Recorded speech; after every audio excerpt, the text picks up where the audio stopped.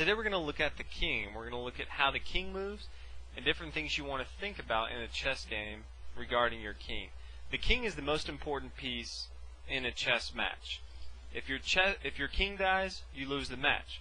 So it's very important, even though he doesn't move as much as some of the other pieces and can't capture as much as some of the other pieces, he's still the most important piece. If he goes down, you lose. So you always want to make sure that you have king safety. Now, let's go ahead and take a look at the movement. The movement of a king can move one space in any direction. He can move backwards, he can move diagonal, side to side. Anyway, he can move one square at a time. So, early on, you want to make sure that your king is safe, because there's a lot of pieces out on the board, a lot of ways for him to get attacked. As you can probably tell, right now our king is exposed. He's out in the middle. This is probably not good. You can probably tell if you compare this to our king here, our king is a lot safer here. But if you were to take all the pieces off the board, then the king becomes much more powerful. If all the pieces aren't here, then our king can move around. Let's take a look at this example. Here, our king can become an attacker. He can get into the action. There's no way for the pawns at the moment to really have a serious threat to our king. So later on in the game, once pieces start falling from the game, you can then get your king involved, and you want to have your king involved in the end game. He can become a very valuable asset to your attack against your opponent, and also helping defend some of your attacking pieces.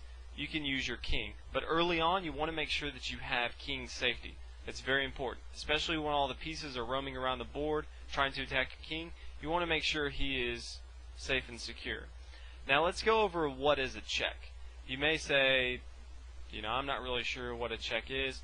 A check basically is anytime your king is being attacked. So let's say we look at this position. Let's say white captures on f7. We are attacking the king on e8. He has to move, or he has to capture this piece on f7. The king at the end of this turn can no longer be attacked, so he cannot move his pawn to h6 because he's being attacked. Now he can move to f8, or he can take this piece on f7. Either way, he has to get himself out of check.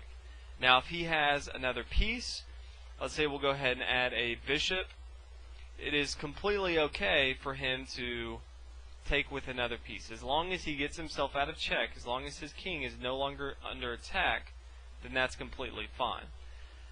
Now another thing you want to look at is something called stalemate. And stalemate is when a king cannot move and it's his turn. So we'll go ahead and take a look at it.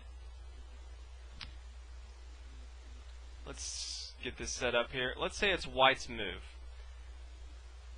And white moves his king to e6. Now it's black's move, and if you look at it, he has no squares where he can go. He can't move to d8 or f8 because the pawn can capture, and he can't move to d7 or f7 because his king can capture, and he can't capture the pawn because the king will capture it. The black has no moves, and so this is a stalemate, basically meaning it's a draw. And a lot of times you'll see this even with a lot of pieces. You can have one side could have a queen, a rook, two bishops, and the other side can just have a king, and the game can end in a draw. And it's very frustrating if you've ever come across it, where you have a complete winning position and you get into a spot where black cannot make any legal moves, meaning he can't move anywhere that his king won't die. You want to try to avoid these. So always make sure when you're playing that you move so that the black king can move. So in this situation, we would simply move up our king to f6. He can't move to f8. He can't move to f7 because our king is here and our pawn is attacking the f8 square. The only square he has to go is d7, and then we can bring our king to f7, and now the king has to retreat again. He can't move back to e8 or d8 because we're attacking with our pawn and our king, and once he moves, then remember we can promote with our pawns, and we can promote to, let's say, a queen.